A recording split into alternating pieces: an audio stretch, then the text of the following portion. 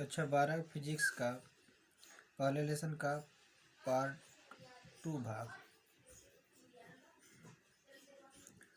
इसमें देखते हैं सबसे पहले हेडिंग आवेशन की विधियाँ।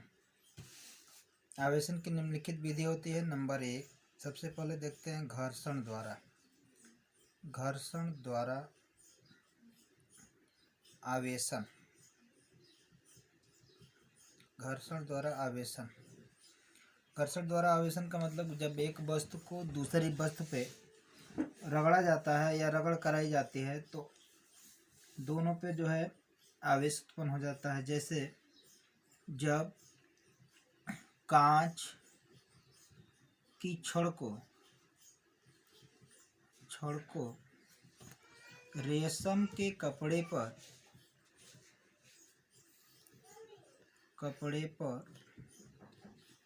रेशम के कपड़े पर रगड़ने से कांच की छड़ में धन आवेश और रेशम के कपड़े पर ऋण आवेश उत्पन्न हो जाता है।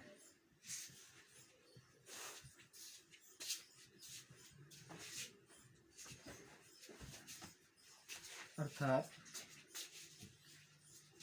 जब एक वस्तु को दूसरे वस्तु पर रगड़ने से दोनों पर आवेश उत्पन्न हो जाता है। जिस प्रकार से कांच की छड़ को रेशम के कपड़े पर रगड़ कराने से कांच की छड़ पर धन आवेश और रेशम के कपड़े पर ऋण आवेश उत्पन्न हो जाता है। ठीक इसी प्रकार से नंबर 2 पे आता है चालन द्वारा आवेशन। चालन द्वारा इस विधि में एक आवेशित वस्तु को एक अनावेशित वस्तु यानी जिस पर कोई आवेश न हो, आवेशहीन हो, अनावेशित वस्तु को स्पर्श करा के आवेशित करने की क्रिया को चालन द्वारा आवेशन कहा जाता है। एक आवेशित वस्तु द्वारा अनावेशित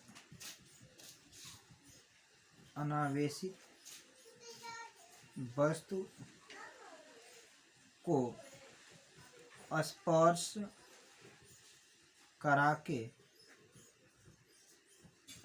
करा के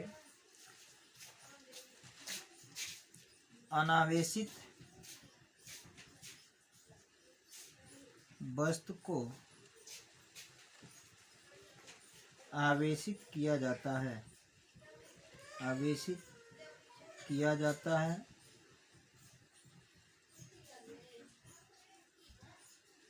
अर्थात एक आवेशित वस्तु द्वारा अनावेशित वस्तु जिस पर कोई आवेश न हो, आवेशहीन हो, उस वस्तु को स्पर्श करा के अनावेशित वस्तु को आवेशित किया जाता है। इसलिए इस विधि को हम चालन विधि कहते हैं।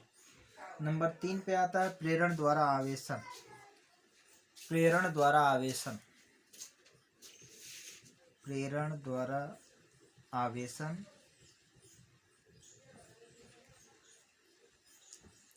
ठीक इसी प्रकार से एक आवेशित वस्तु द्वारा अनावेशित वस्तु को बिना स्पर्श कराए अनावेशित वस्तु को आवेशित करने की क्रिया को प्रेरण द्वारा आवेशन कहते हैं।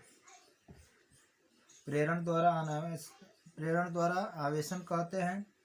जैसे उसके पास वाली सतह पर विपरीत आवेश और दूर वाली सतह पे समान आवेश उत्पन्न हो जाता है। अर्थात किसी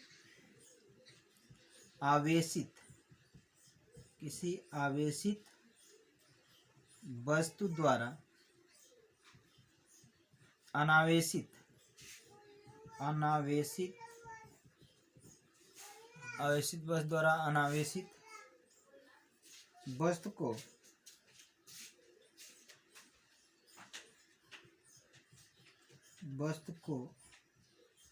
समीप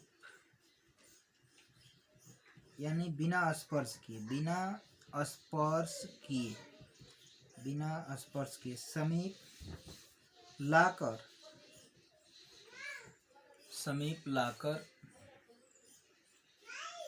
आवेशित किया जाता है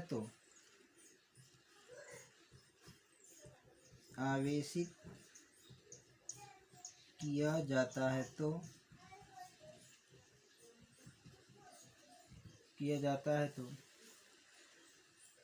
पास वाली सतह पर यानी अनावेशित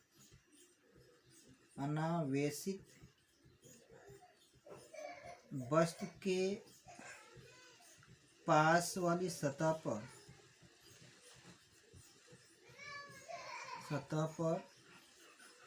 विपरीत प्रकृति का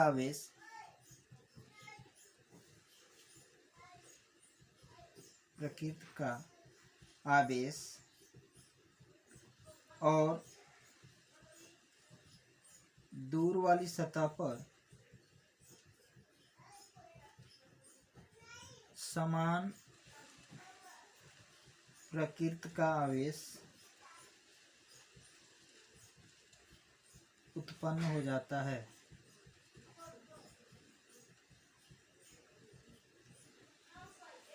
इस घटना को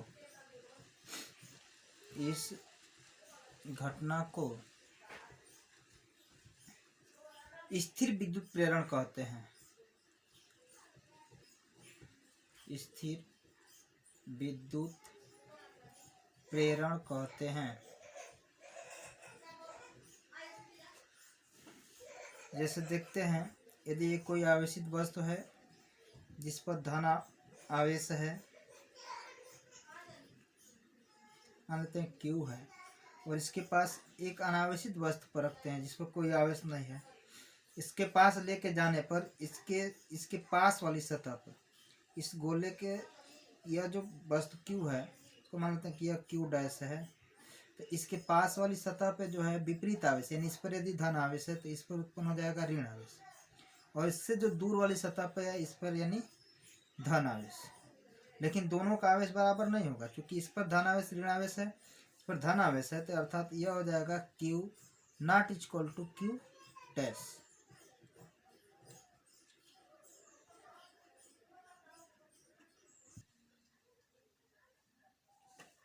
अब देखते हैं इसकी अगली जो हेडिंग होती है वो होती है विद्युत आवेश के मूलभूत गुण।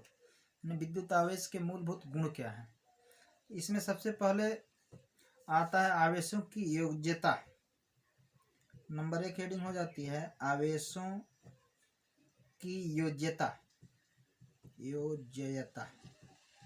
आवेशों की योज्यता यानी आवेश एक अदिश राशि है, इसलिए इसे हम बीजगणितीय योग इसे जोड़ने के लिए बीजगणितीय योग का प्रयोग किया जाता है। यानी सबसे पहले इसको देखेंगे तो यह आवेश अदिश राशि है, इसे जोड़ने के लिए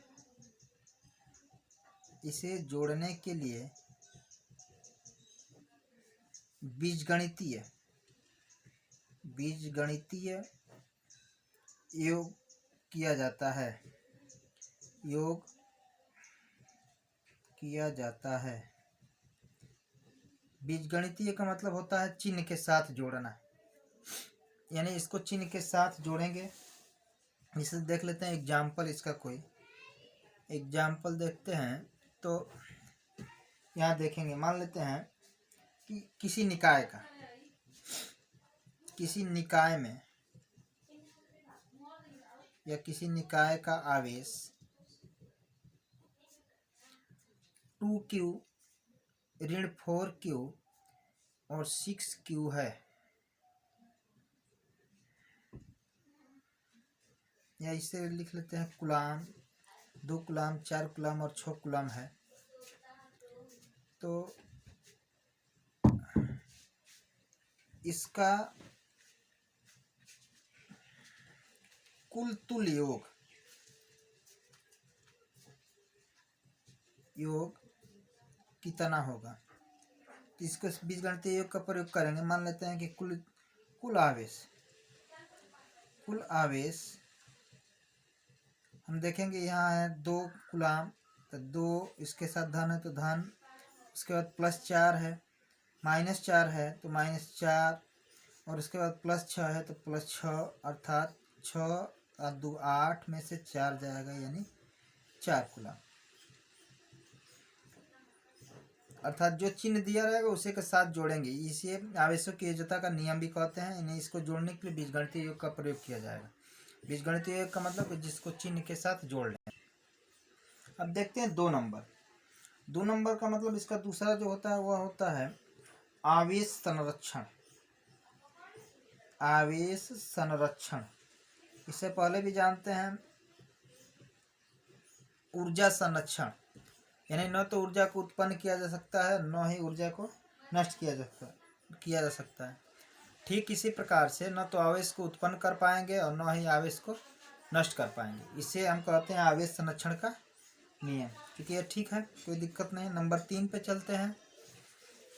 यह होता है हमारा आवेश का क्वांटमीकरण। आवेश का क्वांटमीकरण। क्वांटमीकरण यहाँ देखेंगे आवेश का क्वांटमीकरण क्या होता है। तो किसी आवेशित वस्तु पर आवेश का एक न्यूनतम आवेश के पूर्ण गुणक के रूप में हो सकता है। माने किसी आवेशित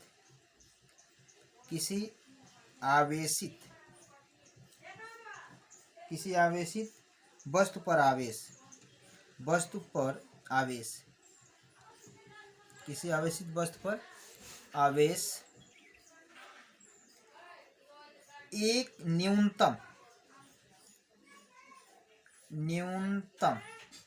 यानी मिनिमम न्यूनतम आवेश को दिखाते हैं इस्माइली से, के पूर्ण गुणक के रूप में हो सकता है। किसी आवेशित वस्तु पर आवेश, यानी कोई आवेशित वस्तु उस पर आवेश कितना होगा तो वह न्यूनतम आवेश के एक पूर्ण गुणक के रूप में हो सकता है। पूर्ण गुणक के रूप में हो सकता है। अर्थात दूसरे पर में इसको देखते हैं दूसरे तरीके से। तो अर्थात आवेश को अनिश्चित रूप में विभाजित नहीं किया जा सकता है। आवेश को अनिश्चित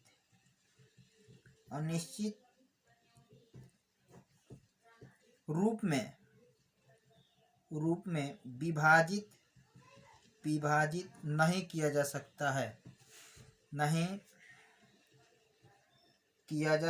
है। नहीं किया जा सकता है। अब चूंकि देखेंगे यहाँ, अतः किसी वस्तु पर आवेश कितना होगा, तो किसी वस्तु पर आवेश को जानते हैं Q से दिखाते हैं। तो Q इक्वल टू होता है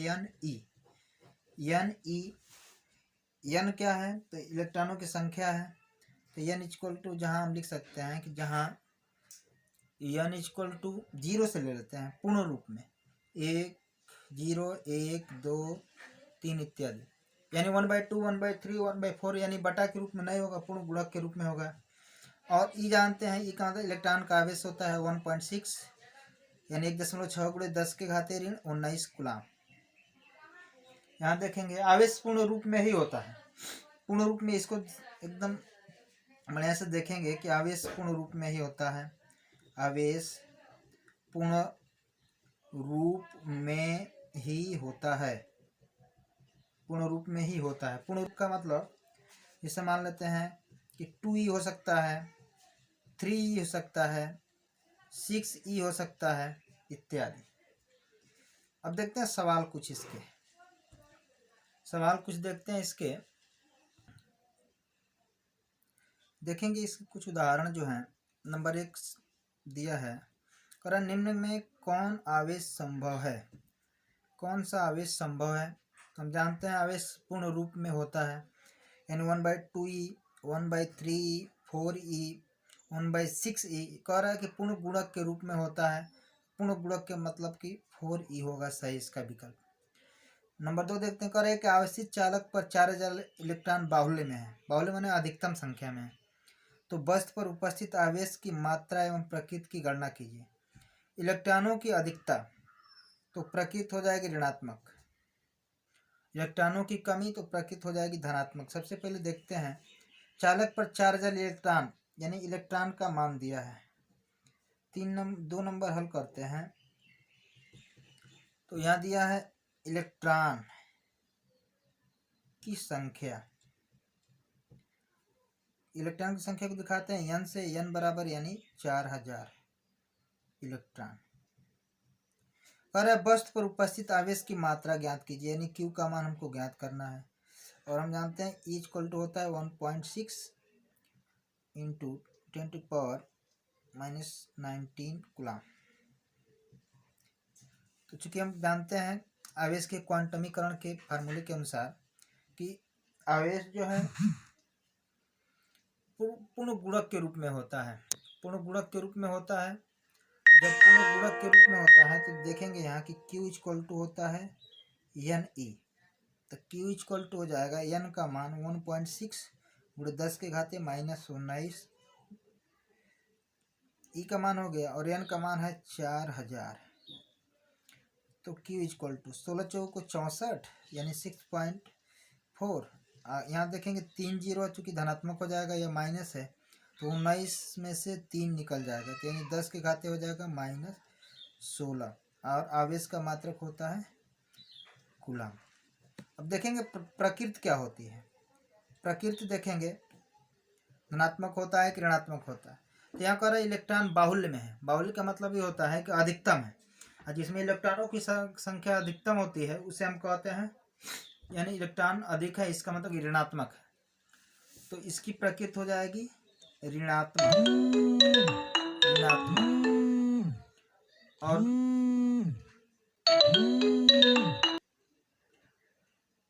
अब इसका दूसरा जो सवाल है उसको देखते हैं, यानी 3 नंबर जो इसका दिया हुआ कि एक चालक पर 1 कूलम धनावेश है, यानी Q का मान दिया है 1 कूलम। कौन सा आवेश है? तो धनावेश है। अब जो इसमें उपस्थित इलेक्ट्रॉनों की संख्या ज्ञात करना है, यानी n का मान हमको ज्ञात करना है। लेकिन E का मान हम जानते हैं कि E इक्वल टू होता है 1.6 गुणे 10 के घाते -19। तो यहाँ से देखेंगे कि Q इक्वल टू होता है NE। तो E इक्वल टू हो जाएगा Q बटा के N। तो E बराबर Q का मान 1.6 गुणे 10 के घाते -19।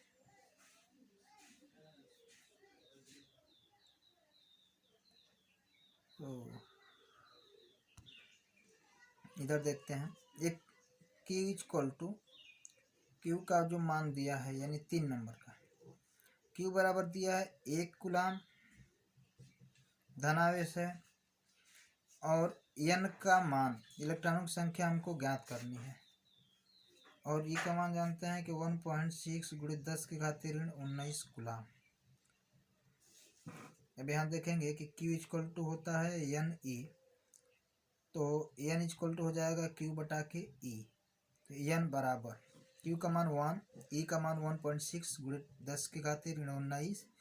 तो n इक्वल टू हो जाएगा 1 गुणे 10 के घाते 19, यानी नीचे से ऊपर लेकर चलेंगे धन हो जाएगा, ये 1.6, यानी n इक्वल टू हो जाएगा, तो दशमलव खत्म करते हैं तो ये हो जाएगा 10 बटा के 16 और गुणे 10 के घाते 19, अर्थात 2 से काटते हैं तो 2 पचे 10, 2 8 16, यानी 1 जीरो इससे ले लेते हैं तो ये हो जाएगा 50 बटा के 8 गुणे 10 के घाते 18।